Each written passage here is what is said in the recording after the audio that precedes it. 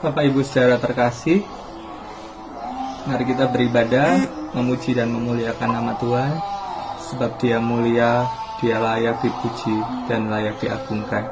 Mari menyembah dan memuliakan Dia.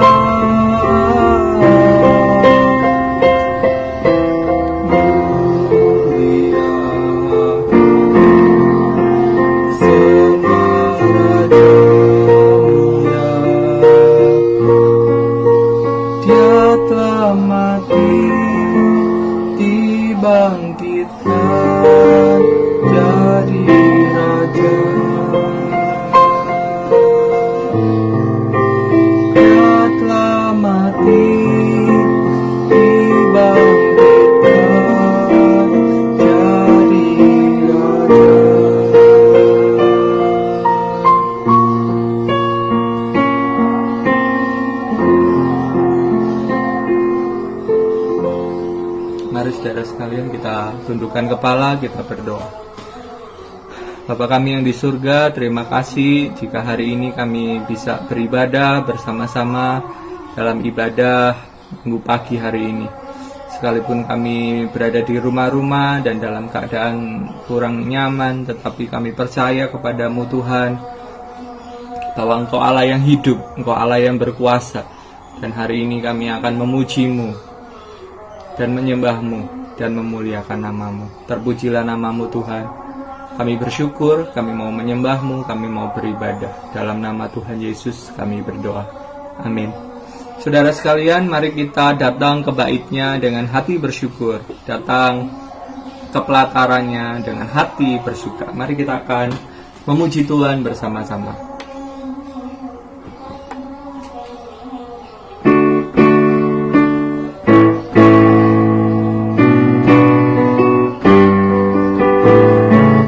Datanglah ke bait-Nya dengan hati bersyukur, ke dalam pelatarannya dengan hati bersuka rasakan dan lihatlah betapa baiknya Tuhan bagi yang berlindung padanya. Akan bersorak-sorak, akan bersorak-sorak, kepada Tuhan, sebab Dia baik, kuasanya untuk selamanya, kasih setianya. Bersyukurlah kepada Tuhan, sebab Dia baik, kuasanya untuk selamanya, kasih setianya. Kepada Tuhan, sebab Dia baik, bahwasannya untuk selamanya, kasih setianya. Bersyukurlah kepada Tuhan, sebab Dia baik, bahwasannya untuk selamanya, kasih setianya. Mari terima sukacita surga. Terima sukacita surga, itulah kekuatan bagi jiwa.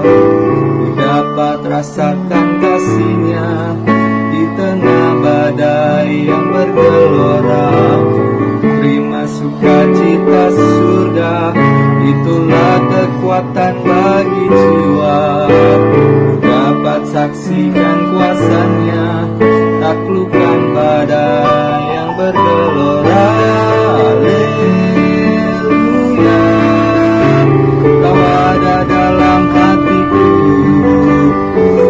takkan patah semangatku, takkan hilang kekuatanku. Haleluya, ku mau bersorak bagimu, cita surga nyata penuhiku. Haleluya, Kau ada dalam hatiku, takkan patah semangatku, takkan hilang kekuatanku.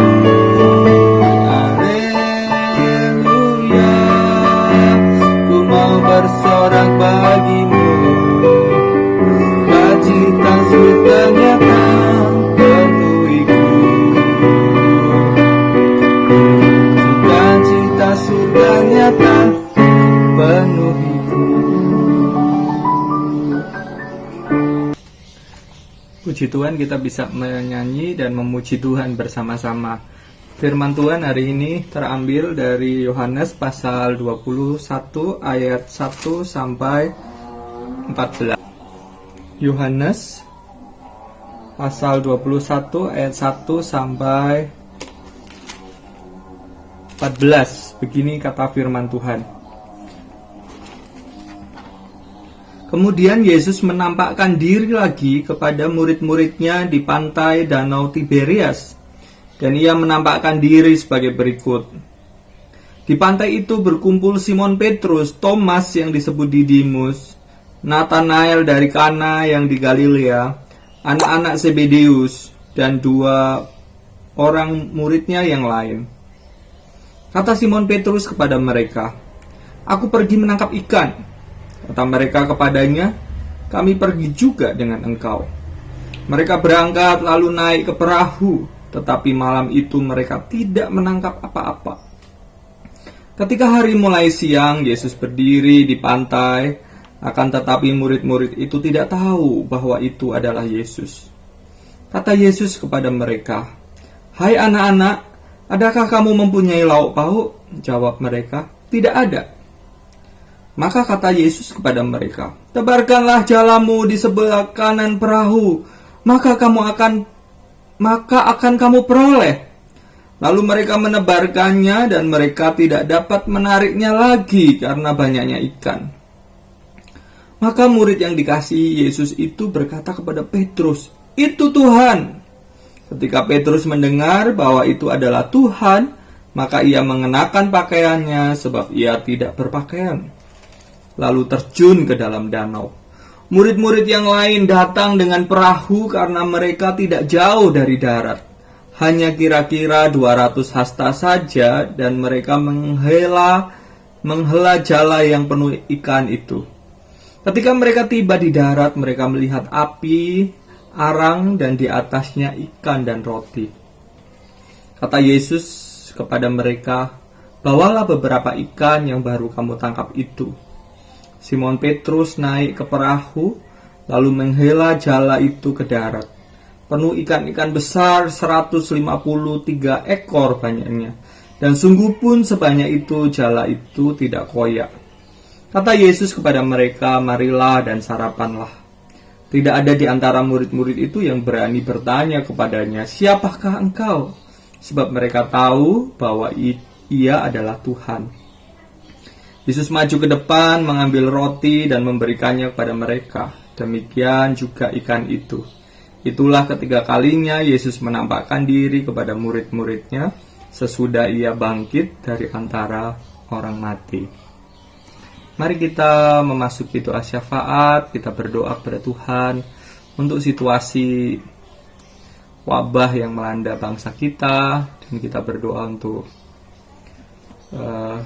jemaat di Tawangsari, dan kita berdoa untuk berbagai keperluan kita lainnya. Kita mohon kepada Tuhan, indah saat berdoa. Mari kita akan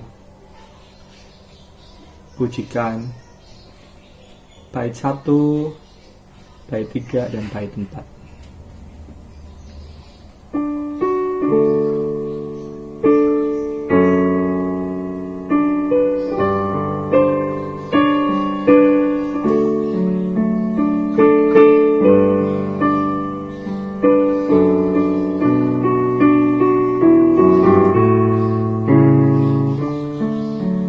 Indah saat berdoa, saat khidmat kudus, waktu kita bersujud di kaki Yesus, dengan iman menerima perlindungan Tuhan, jiwa jadi sentosa, jiwa rasa nyaman.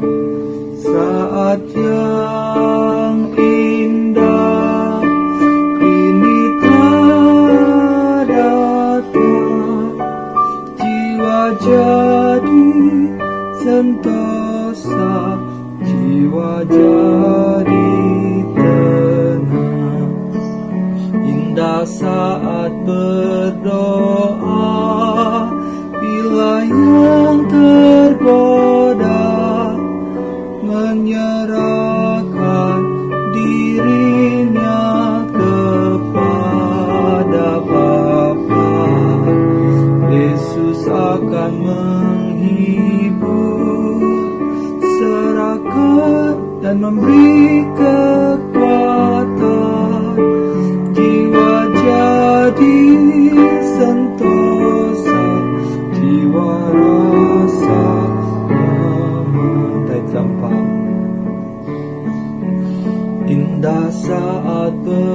berdoa bagi yang beriman, tersedia berkatnya yang dijanjikan. Dengan iman yang teguh, bimbang ragu hilang, jiwa jadi sentosa, jiwa jadi tenang. Saat yang indah kini telah datang, jiwa jadi sentosa, jiwa jadi tenang. Mari kita berdoa. Tuhan, terima kasih pada pagi hari ini kami boleh datang kepadamu, bersehati, berdoa. Kami bersyukur atas perjumpaan ini Tuhan. Tapi di tengah perjumpaan ini, di sekeliling kami ada tekanan luar biasa berkaitan dengan wabah COVID-19 yang melanda dunia ini, bahkan melanda Indonesia. Pulihkanlah negeri kami, pulihkanlah dunia ini, sembuhkanlah Tuhan. Terima kasih atas rahmat, sembuhkanlah bumi ini, dunia ini. Kami berdoa untuk presiden kami, para menteri, pejabat-pejabat, Tuhan pimpin supaya mereka dapat mengatasi persoalan ini dengan baik di Indonesia. Kami serahkan jemaat-Mu yang sakit, kami mohon Tuhan sembuhkan, yang luka Tuhan balut, yang lelah Tuhan kuatkan, yang putus asa Tuhan bangkitkan, yang kekurangan Tuhan cukupi, sehingga tidak ada yang kekurangan suatu apapun. Kami berdoa untuk pelayanan di Halmahera, pelayanan di Jelau Belanggiran, Tuhan berkati. Pelayanan gereja di Tawangsari berkaitan dengan di tengah wabah COVID-19 ini, Tuhan kuatkan. Mari kita berdoa dengan doa Bapa kami. Bapa kami yang di surga, dikuduskanlah nama-Mu, datanglah kerajaan-Mu, jadilah kehendak-Mu di bumi seperti di surga. Berikanlah kami pada hari ini makanan kami yang secukupnya, dan ampunilah kami akan kesalahan kami seperti kami juga mengampuni orang yang bersalah pada kami. Janganlah bawa kami ke dalam pencobaan, tetapi lepaskanlah kami daripada yang jahat, karena Engkaulah yang punya kerajaan dan kuasa dan kemuliaan sampai selama-lamanya. Amin. Kita akan memberikan persembahan. Bapak Ibu Saudara bisa menyiapkan persembahan. Kalau memberikan persepuluhan, Bapak Ibu Saudara bisa menulis di amplop dan diberi nomor atau inisial nama. Biasanya persembahan yang diedarkan itu 2 kantong. Bapak Ibu Saudara bisa mengisi sesuai dengan niat kerinduan hati. Jika 2 kantong itu lebih baik, dan bisa menyerahkan ke Saudariwati atau mentransfer ke rekening gereja. Saudara bisa menghubungi Ibu Ririn atau Mbak Wati, atau bisa dikumpulkan 1, 2, atau 3 persembahan baru dikumpulkan pada minggu berikutnya, asal Bapak Ibu Saudara menyimpannya dengan baik. Saat persembahan akan kita kumpulkan dengan pujian Tuhan Kau berikan cintamu.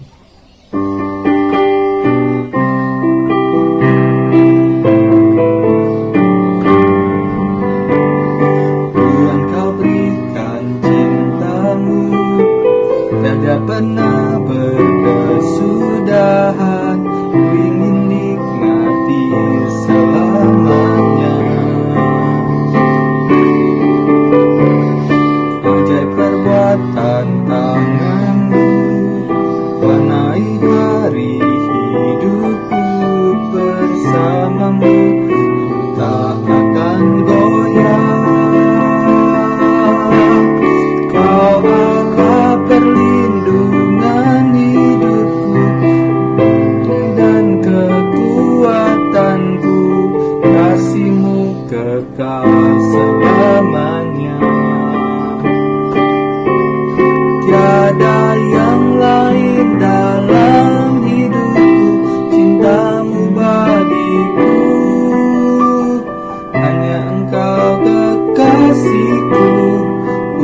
cinta samanya.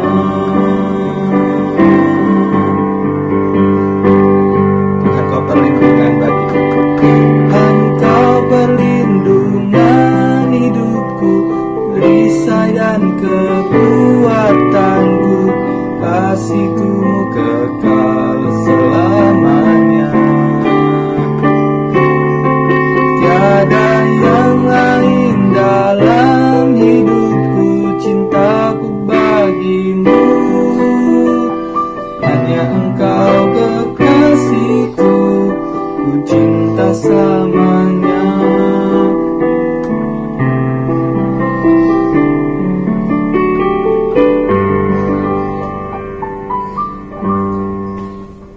Mari kita serahkan persembahan kita. Tuhan, kami menyerahkan persembahan yang kami berikan. Tuhan, pakai menjadi alat perluasan kerajaan-Mu melalui Gereja Tawangsari. Tuhan, pakai bendahara, pengurus, panitia keuangan, gembala sidang untuk dapat menggunakan keuangan ini dengan sebaik-baiknya. Bagi hormat dan kemuliaan, dalam nama Tuhan Yesus kami berdoa. Amin. Bapak Ibu Saudara terkasih, sebelum kita mendengar firman, mari kita berdoa. Tuhan, terima kasih kami mau mendengar firman-Mu, berbicaralah, kami siap mendengar. Dalam nama Tuhan Yesus kami berdoa. Amin. Bapak Ibu Saudara terkasih, mari kita mendengar firman Tuhan. Sebagian besar jemaat mendengar firman Tuhan di kelompok-kelompok, tapi Bapak Ibu Saudara sekalian yang berada di hadapan kamera, di hadapan HP ini, mendengar firman Tuhan di rumah masing-masing, sendirian atau mungkin bersama dengan beberapa orang. Tidak sedikit orang pada wabah COVID-19 ini kehilangan pekerjaan dan penghasilan. Kakak saya contohnya. Kakak saya adalah pengusaha rental mobil. Pada masa seperti ini adalah masa yang sulit untuk kakak saya. Mobil-mobil yang biasanya laris manis sekarang berdiam di garasi. Sedangkan berbagai cicilan harus dibayar, dimulai dari sektor transportasi, pariwisata, industri, kebutuhan tersier dan sekunder, para pekerja harian, penjual asongan, ojek, pangkalan, betul-betul terdampak. Banyak orang berkata pada masa ini, sampai kapan? Jika wabah ini terus berlanjut, lalu bagaimana dengan kehidupan saya bulan depan dan bulan-bulan selanjutnya? Kita tidak tahu banyak orang tidak tahu apa yang harus dilakukan. Begitu juga dengan murid-murid Yesus. Murid-murid Yesus pun mengalami demikian. Selepas kematian dan kebangkitan Yesus, mereka tidak tahu apa yang harus mereka lakukan. Yang mereka pikirkan tentu adalah kebutuhan fisik dan makanan, atau paling tidak mereka membutuhkan saat beraktivitas. Di tepian danau Galilea, Petrus berkata, "Aku mau pergi menangkap ikan." Dan murid-murid yang lain berkata, "Kami juga mau pergi dengan engkau." Lalu akhirnya mereka naik perahu bersama-sama dan menangkap ikan. Kita mengerti bahwa sebelum Petrus dan murid-muridnya mengikuti Tuhan Yesus, mereka adalah orang yang bekerja dan aktif bekerja. Mereka adalah orang-orang yang rajin sebelum Tuhan Yesus memanggil mereka menjadi muridnya. Nah, ketika Tuhan Yesus tidak bersama-sama dengan mereka lagi, mereka tidak tahu apa yang harus mereka lakukan. Dan yang mereka lakukan adalah satu hal yang tepat, yaitu mereka kembali bekerja, tepat dalam pikiran mereka. Mereka berpikir untuk melakukan apa yang bisa mereka lakukan. Ketika ekonomi kita jatuh, penghasilan tidak ada, ya bekerja, lakukan sesuatu. Yang bisa dilakukan, lakukanlah. Yang mampu kita lakukan, yang mampu kita kerjakan, kerjakanlah. Pada masa ini tentu kita perlu bekerja yang menghindari kerumunan orang. Tapi bukan berarti kita tidak ngapa-ngapain. Jika kita kesulitan ekonomi, pikirkan untuk lakukan sesuatu. Bekerjalah. Jadi jika kita mengalami kesulitan, kita tidak boleh mengasihani diri sendiri, menanti orang memberikan sumbangan, makanan. dan berpangku tangan, mengharapkan pemerintah, protes. Kita harus bekerja. Itulah yang dilakukan oleh murid-murid Tuhan Yesus. Nah, ketika mereka sudah mulai bekerja, mereka sepanjang malam mereka mencari ikan, menebarkan jala, mereka terus menebarkan jala dan bekerja, tetapi sepanjang malam itu mereka tidak mendapatkan apa-apa. Mereka tentu mengalami frustrasi yang luar biasa. Mereka telah bekerja keras tetapi tidak mendapatkan apa-apa. Terus terang saya ketika COVID-19 ini saya tidak mengalami banyak perubahan dalam pekerjaan, sekalipun tentu saya lebih banyak di rumah, tetapi ada banyak pekerjaan yang harus saya kerjakan di depan komputer. Saya harus bekerja, mengerjakan tugas ini dan itu. Tidak jarang saya pagi-pagi mulai bekerja sampai larut malam, saya tidak mendapatkan apa-apa.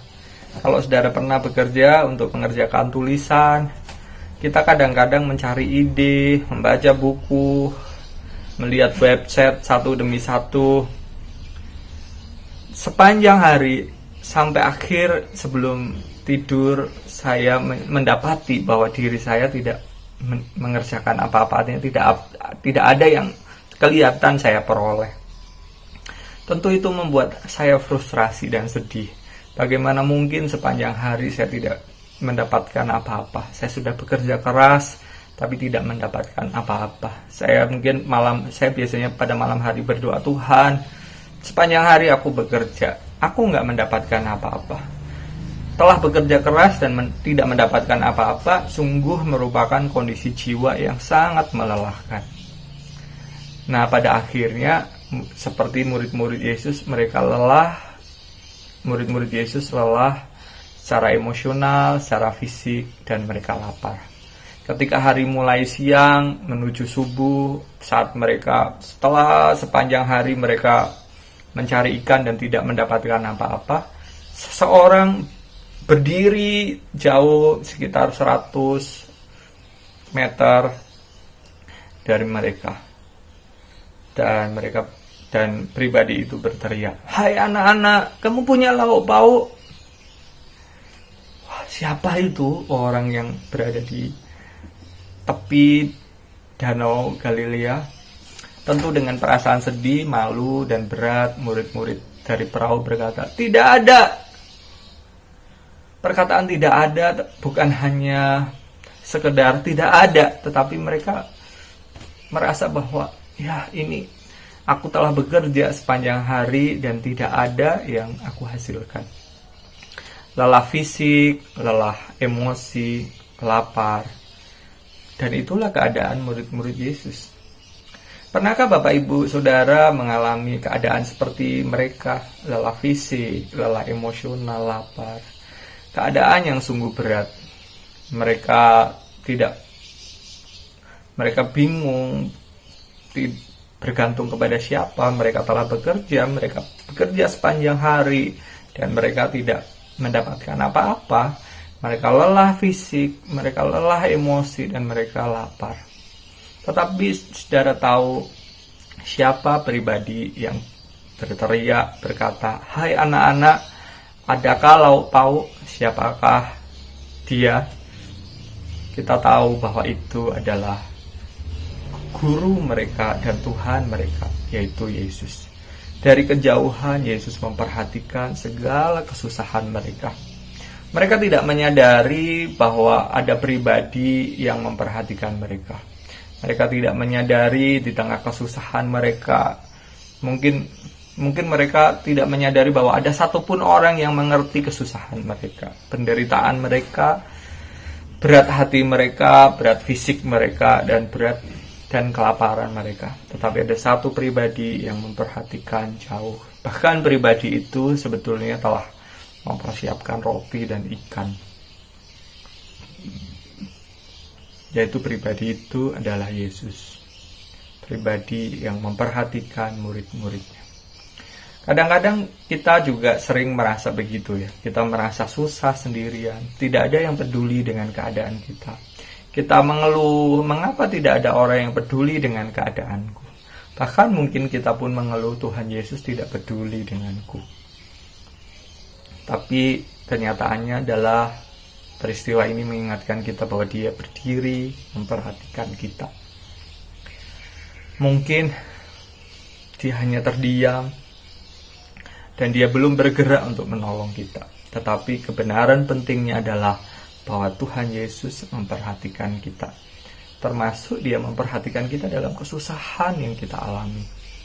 Dia berdiri, Dia memperhatikan murid-muridnya. Dia juga memperhatikan kita. Apa yang dilakukan Yesus?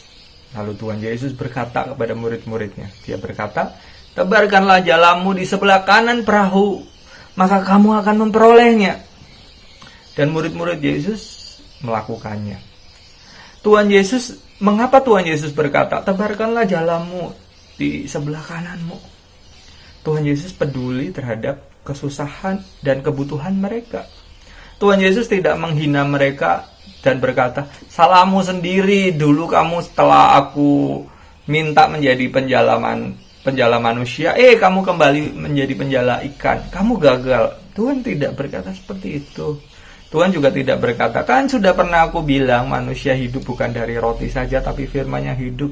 Nah, tentu firman itu adalah firman yang luar biasa. Tetapi dalam konteks ini Tuhan Yesus tidak berkata seperti itu. Tapi Tuhan Yesus berkata, tebarkanlah jalamu di sebelah kanan perahu, maka kamu akan memperolehnya. Artinya apa? Tuhan Yesus peduli terhadap kebutuhan mereka. Tuhan Yesus juga peduli terhadap berbagai kebutuhan kita, termasuk kebutuhan jasmani, kebutuhan ekonomi yang kita butuhkan. Tidakkah kita ingat ketika Tuhan Yesus menyuruh orang banyak, 5.000 orang laki-laki, Tuhan Yesus memberi makan 5.000 orang bersama dengan murid-muridnya. Pada waktu itu murid-muridnya berkata, Guru, suruh saja orang-orang ini pulang. Bagaimana mungkin kita memberi makan kepada mereka? Tapi Tuhan Yesus berkata, kamu harus memberi mereka makan. Tidakkah kita ingat juga bahwa Tuhan Yesus juga memberi makan 4.000 orang, yang pada waktu itu 4.000 orang itu mengikuti Yesus, menerima pengajaran Tuhan Yesus. Dan ketika hari yang ketiga itu Tuhan Yesus berkata dalam Matius 15 ayat 32, Dia berkata, hatiku tergerak oleh belas kasihan kepada orang banyak ini, karena 3 hari mereka telah mengikuti aku. Kalau mereka pulang, nanti mereka akan pingsan. Tuhan peduli terhadap kebutuhan jasmani. Kenapa Tuhan tidak menyuruh orang-orang yang mengikuti Dia pulang saja? Ternyata Tuhan peduli terhadap kebutuhan fisik anak-anaknya. Dia berempati. Dia juga berempati kepada murid-muridnya yang hari itu lapar. Itulah sebabnya Dia berkata, tebarkanlah jalamu di sebelah kanan. Dia juga peduli terhadap kebutuhan saudara. Dan ketika jala itu ditarik, murid-murid tidak sanggup menariknya lagi karena banyaknya ikan. Lalu Yohanes sadar bahwa itu Tuhan Yesus.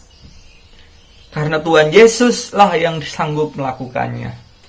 Itu Tuhan.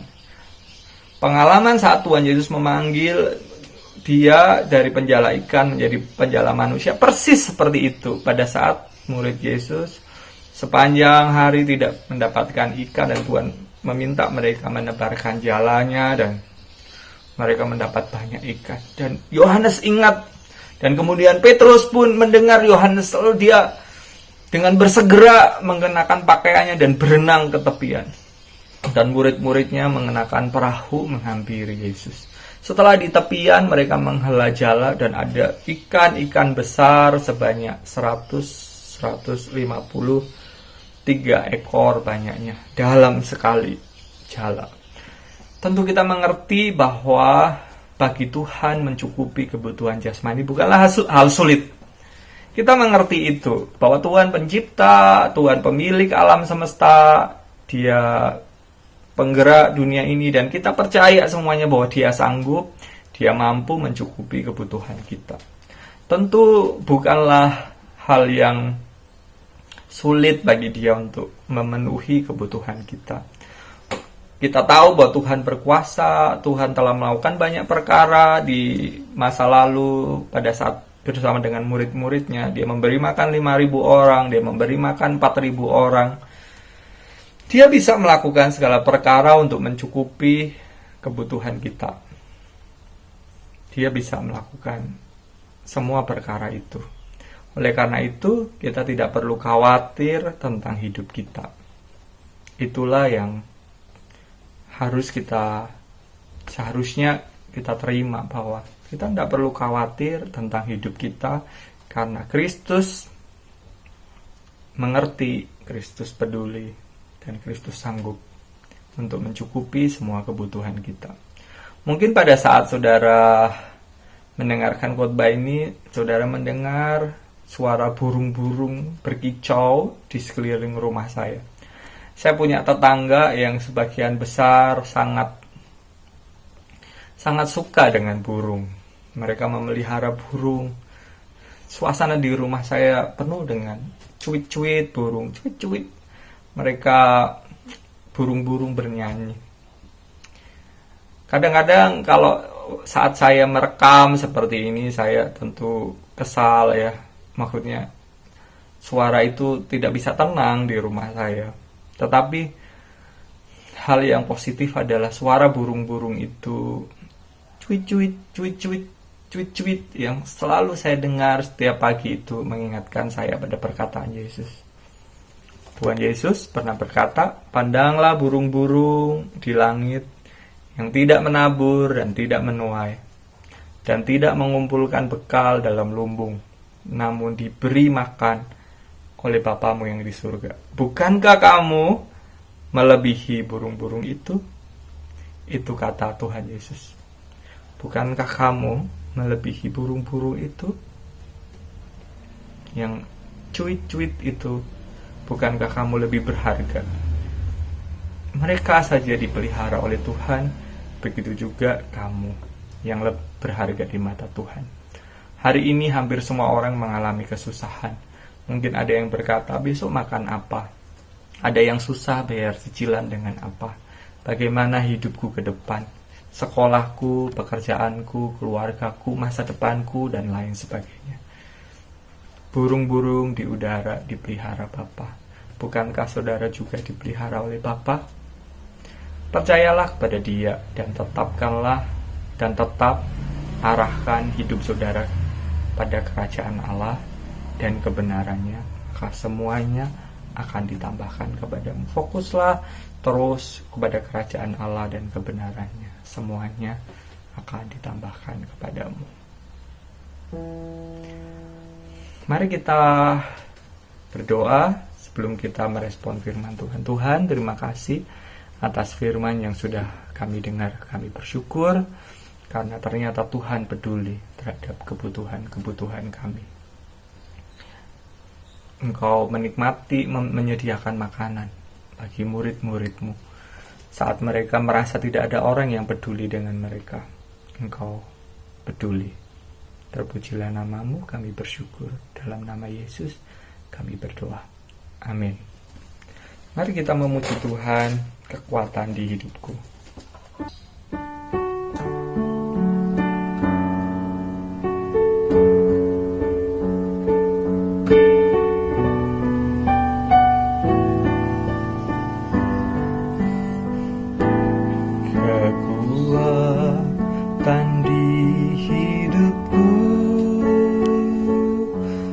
Dapat dalam Yesus, Dia tak pernah tinggalkanku,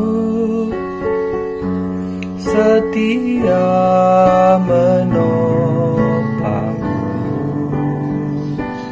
berseru berharap dalam Yesus. Ajaib Kau Tuhan, penuh kuasa, sanggup pulihkan keadaanku. Dalam tangan-Mu seluruh hidupku tak akan goyah selamanya. Ajaib Kau Tuhan, penuh kuasa, sanggup pulihkan keadaanku. Dalam tangan-Mu seluruh hidupku tak akan goyah selamanya.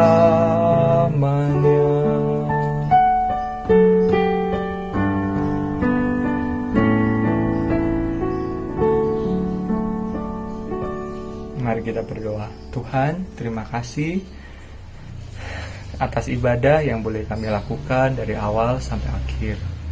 Kami menyudahi ibadah hari ini. Tuhan berkati kami, lindungi kami, jaga kami, kuatkan kami, dan sehatkan kami. Diberkatilah kami dimanapun kami pergi, dan lindungilah kami. Saudaraku yang kekasih, terimalah berkat dari Allah, damai sejahtera dari Allah Bapa, kasih karunia Tuhan Yesus, persekutuan dengan Roh Kudus menyertai saudara sekalian sampai selama-lamanya. Amin. Sebab Kau besar, sebab Kau besar, perbuatan-Mu ajaib, tiada seperti Engkau. Tiada seperti Engkau, sebab Kau besar, perbuatan-Mu ajaib, tiada seperti Engkau. Tiada seperti Engkau. Tiada seperti Engkau. Tiada seperti